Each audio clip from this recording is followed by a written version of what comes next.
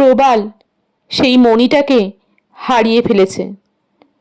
ওই মণি না হলে কিন্তু কোনোভাবেই এই ভয়ানক বিপদ থেকে অরুময় বাবু ওদের রক্ষা করতে পারবেন না।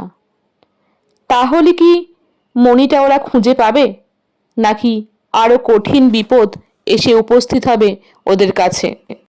জানতে হলে শুনতে হবে আজকের পর্ব। কেমন লাগছে ধারাবাহিকটি একটু কমেন্ট করে জানাবেন, তাহলে আমি উৎসাহ পাব। তাই ও জানার চেষ্টা করছে মানির আসল পরিচয়। কি এমন শক্তি আছে যা দিয়ে আমার মানি ওর সব জাড়িজুড়ি শেষ করে দিচ্ছে? এখন ও এটাও জেনে গেছে ও যে রক্তমাখা ফুল পাঠিয়েছিল সেই ফুল প্রবালের কিছু ক্ষতি করতে পারেনি। তাই ও এই মুহূর্তে বসেছে অন্য সর্বনাশের খেলায়। আমি আগেও বলেছি আর এখনো বলছি, আজ কোনো অবস্থাতেই তোমরা দুজন ঘরের বাইরে যাবে না, পৃথিবীর যত বড়ই দুর্যোগ নেমে আসুক না কেন। অরুময় বাবুর কথায় কেঁপে উঠল দুজনে। এবার অরুময় বাবু বললেন, মানি, এবার আমার একটা কথা শোন। তুই সেই মণি যেটা পেয়েছিলিস সেটা তোর হাতের ত্রিশূলের উপরে রাখ।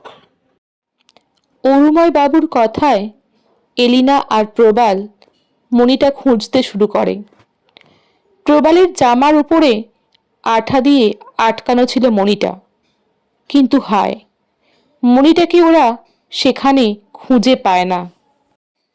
এবার ঘরের ভিতরে চারিদিকে খুঁজতে থাকে, ঘরের প্রতিটি কোণায় খুঁজতে শুরু করে, সেখানেও তারা বিফল হয়। ঠিক তখনই প্রবালের খেয়াল হয় ওরা যখন ঘরের বাইরে জবা ফুলটির কাছে গিয়েছিল তখন প্রবাল সাথে করে মণিটিকে নিয়ে গিয়েছিল। কারণ এলিনা বলেছিল আজ আরতির সময় ওই মণিটি ওর জীবন রক্ষা করেছে। তাহলে কি প্রবাল এলিনার হাতের ত্রিশূল থেকে আলোর বিচ্ছুরণ, জবা ফুলের পুড়ে যাওয়া এসব দেখতে গিয়ে মণিটিকে বাইরে ফেলে এসেছে? ছি ছি, কি বড় ভুল করেছে ও। অরুময় বাবুকে সাথে সাথে সে কথা জানায় প্রবাল। এলিনার এবার প্রবালের উপরে ভীষণ রাগ হয়। অরুময় বাবু বলেন, আমি আসলে তোদের থেকে অনেক দূরে আছি, তাই এত দূর থেকে আমার তন্ত্র শক্তির ক্ষমতা অনুযায়ী ওই ঘরের চার দেওয়ালের ভিতরেই তোদের সুরক্ষা বলয় দিতে পারবো, কিন্তু ঘরের বাইরে গেলে হবে না। আর এটাও ঠিক, যদি ওই মণিটি না পাওয়া যায় তবে ভীষণ খারাপ হবে। কারণ ওই ভয়ঙ্করীর হাতে যদি ওই মণি পৌঁছায় তাহলে তো রক্ষা নেই। আর ও যখন বিফল হয়েছে ওর কাজে, সে খবর তার কাছে পৌঁছে গিয়েছে। তাই আবারও নতুন করে সবটা শুরু করতে ও আবারও আসবে ওই স্থানে, আর সেখানেই আমার ভয়। তাই মণিটা খুঁজে আনার খুবই দরকার। আমি তোদের সাথে ফোনে কথা বলছি, আমি এখান থেকে তোদের সুরক্ষা বলয় বাড়ানোর চেষ্টা করছি। তাই আমি যতক্ষণ না বলবো ততক্ষণ তোরা কেউ ঘরের বাইরে পা রাখবি না। এবার অরুময় বাবু প্রবালদের ঘরের ডিটেলস জানতে চান, মানে প্রতিটা ঘরের অবস্থান, আর ওরা যেখানে আছে সেই স্থান থেকে ঠিক কতটা দূরে সেই ভয়ঙ্করীর ঘর। প্রবাল একটু একটু করে বলতে থাকে সবটা। অরুময় বাবু চটপট কাগজ কলম নিয়ে আঁকতে থাকেন প্রবালের কথা মতো। তারপর উনি সেই কাগজ নিয়ে এক মনে সংস্কৃতে মন্ত্র পাঠ করতে থাকেন। প্রায় মিনিট 15 পরে চোখ খোলেন অরুময় বাবু, আর এবার ওদের ঘর থেকে বেরোতে বলেন। প্রবালকে সামনে থাকতে আর এলিনাকে পিছনে থাকতে বলেন। এও বলেন যাতে করে এলিনার যে হাতে ত্রিশূলের ট্যাটু আছে সেই হাতটা যেন ছুঁয়ে থাকে প্রবালকে। আস্তে আস্তে করে এলিনা আর প্রবাল দরজা খোলে ঘরের। বাবার কথা মতো এলিনা প্রবালের শরীরে ট্যাটুটা ছুঁয়ে রাখে।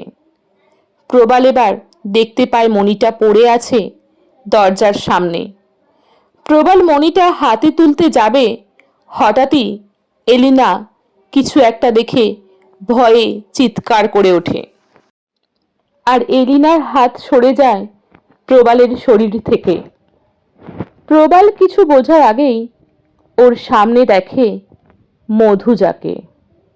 যেন ভোজবাজির মতো উদয় হলো। এবার প্রবাল মুহূর্তের মধ্যে মণিটা চেপে ধরে হাতে। আর এলিনাও ওর করা ভুল বুঝতে পারে। আর প্রবালের শরীরে ও ত্রিশূলের অংশটা ছোঁয়ায়। ব্যাস, মুহূর্তের মধ্যে মধুজার তীব্র চিৎকার ভেসে আসে। সে চিৎকারে যে যন্ত্রণার সেটা বুঝতে ওদের দুজনের কারোরই বাকি থাকে না। ওরা দুজন সেদিকে না তাকিয়ে ঘরের ভিতরে ঢুকে পড়ে প্রচণ্ড তাড়াতাড়ি। আর ঘরের দরজা বন্ধ করে হাঁপাতে থাকে। এবার ওরা ফোনের কাছে আসে। অরুময়বাবু অধীর আগ্রহে ওদের জন্য অপেক্ষা করে বসে আছেন ফোনের ওপারে। ওদের আসতে দেখে মনে হয় তিনি মনে বল ফিরে পান। এবার প্রবাল আর এলিনা হাঁপাতে হাঁপাতে সংক্ষেপে ঘটনার ব্যাখ্যা দেয়। অরুময় বাবু বলেন, আমি ঠিক এই ভয়টাই পাচ্ছিলাম। এলিনাকে একটু বকেন ভুল করার জন্য, আর প্রবালের সাহসের জন্য তারিফ করেন। এরপর বলেন, আমি মানিকেই পাঠাতে পারতাম আগে, কিন্তু মণিটা যে প্রবাল, আর ওটাই ওর জীবন রক্ষা করবে, অর্থাৎ ওটাই প্রবালের রক্ষা কবচ। তাই তার মালিককেই ওই মুহূর্তে ওটা খুঁজে বার করতে হবে। এরপর উনি বলেন, মণিটাকে এলিনার ত্রিশূলের আকার উপরে ছোঁয়াতে, ঠিক সেই জায়গায় যেখানে ত্রিশূলের 3টি ফলা আছে তার ঠিক মধ্যিখানের ফলার উপরে। অরুময় বাবুর কথা মতো প্রবাল তাই করে। আর মুহূর্তের মধ্যে ঘরের চারপাশ বদলে যায়। ঘরের ভিতর আলোয় আলোকিত হয়। আর সেই আলো ঘর ভেদ করে ছড়িয়ে পড়তে থাকে ঘরের বাইরেও। ওরা যেন মানুষ চক্ষে ওই আলোর পরিধি দেখতে পায়। তাই আলো ওদের পুরো বাড়িটায় ছড়িয়ে পড়ে, এমনকি বিষ্ণু মন্দিরেও, কেবলমাত্র ঠান্দিদির ঘর বাদে।